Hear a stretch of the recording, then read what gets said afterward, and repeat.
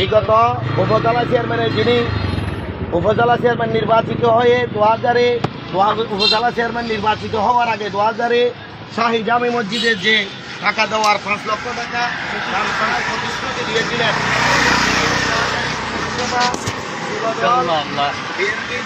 ছাত্রদল অঙ্গ সহযোগী সংগঠনের উদ্যোগে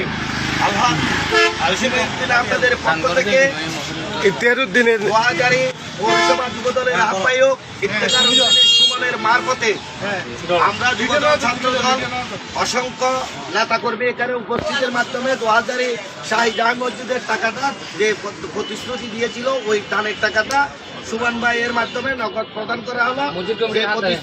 মসজিদ কমিটির এখানে অনেক সদস্য আছেন।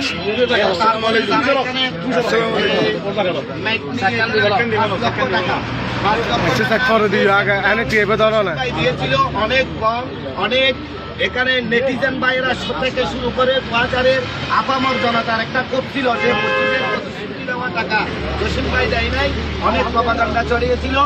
আমরা 2000-এ পৌরসভা যুবদলের আহ্বায়ক জনাব ইফতেখার উদ্দিন সুমনের প্রচেষ্টায় জসিম ভাইয়ের পক্ষ থেকে নগদ 5 লক্ষ টাকা মসজিদের যে দানের প্রতিশ্রুতি প্রদান করা